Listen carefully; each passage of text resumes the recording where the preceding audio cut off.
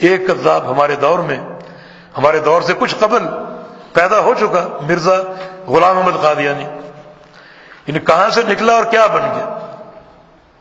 اور میں شباب کو خاص طور پہ نصیحت دوں گا کہ مرزا غلام احمد قادیانی مدعی نبوت بنا، اس کی اساس کیا تھی؟ اس کی اساس بھی یہی تھی کہ اس نے علماء سے طلب علم نہیں کیا۔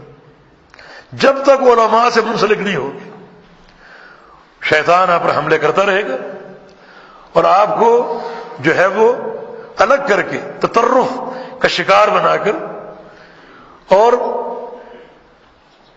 غیر سبیل المؤمنین پر قائم کر دے گا۔ غیر سبیل المؤمنین، یعنی اس طرح کے نوجوان الگ تھلگ ہو جاتے ہیں، جماعت سے کٹ جاتے ہیں، علماء سے دور ہو جاتے ہیں اور سبیل المؤمنین کو چھوڑ دیتے ہیں۔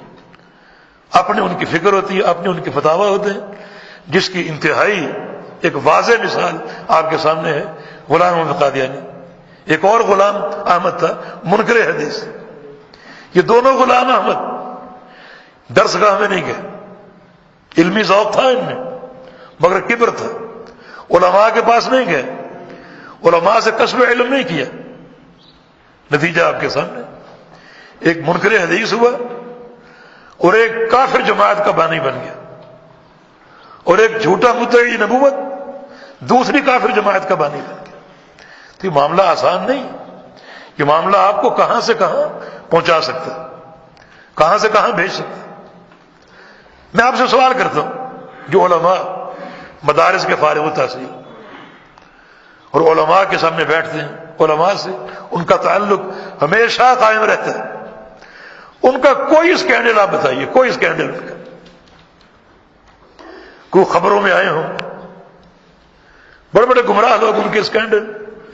پچھلے مہینوں بھی ایک شیخ الاسلام چوراہوں پر کھڑا ہو کر حکام پر برسر عام تنقیدیں کر رہا تھا، مردوں عورتوں کا ازدحام، اختلاط اور فتنہ در فتنہ ظلمات۔ لیکن جو علماء ان مدارس کے رہین منت اور علماء سے منسلک ہیں، کوئی ان کا فتنہ، کوئی ان کا اسکینڈل آپ بتائیے، یہ برکت اس سلسلہ عالیہ کی۔ لیکن جن لوگوں میں تطرف ہے وہ ضلوا فاضلوا کا نمونہ بن جاتے ہیں۔ تو یہ ایک جملہ مدرجہ تھا، فرمایا کہ قیامت سے قبل یہ 30 کذاب نمودار ہوں گے اور نبوت کا جھوٹا دعویٰ کریں گے۔ وہ لوگ خوش نصیب ہیں جو اپنی حجت کے ذریعے ان کا رد کریں گے۔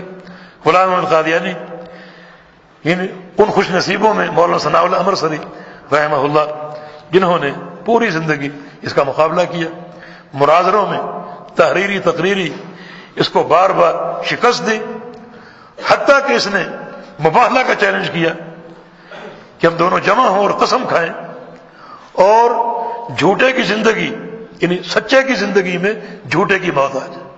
اگر میں سچا ہوں تو آپ میری زندگی میں مر جائیں، اور آپ سچے ہیں تو آپ کی زندگی میں میں مر جاؤں۔ مباہلہ ہوا، نتیجہ کیا نکلا؟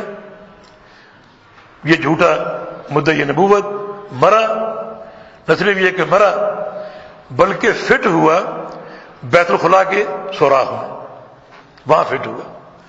وہ حدیث میں آتا نا کہ نبوت کا محل اس کی آخری اینٹ میں ہوں، آخری اینٹ میں ہوں۔ جب میں نبی بنا کر بھیجا گیا تو اس قطر نبوت میں وہ آخری اینٹ فٹ ہو گئی، اب وہ محل پورا ہو گیا، اب کسی اینٹ کی گنجائش نہیں۔ کوئی اینٹ اگر نکلے گی تو وہیں فٹ ہوگی جہاں یہ جھوٹا فٹ ہوا تھا۔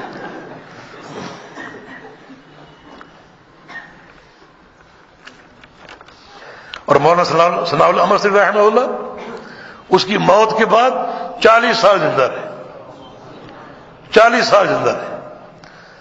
تو حق والے کی زندگی میں جھوٹے کی موت آ گئی۔ تو جو ان کذابین کا رد کرے گا اور دین اسلام کا دفاع کرے گا وہ کتنی بشارتوں کے مستحق ہوں گے۔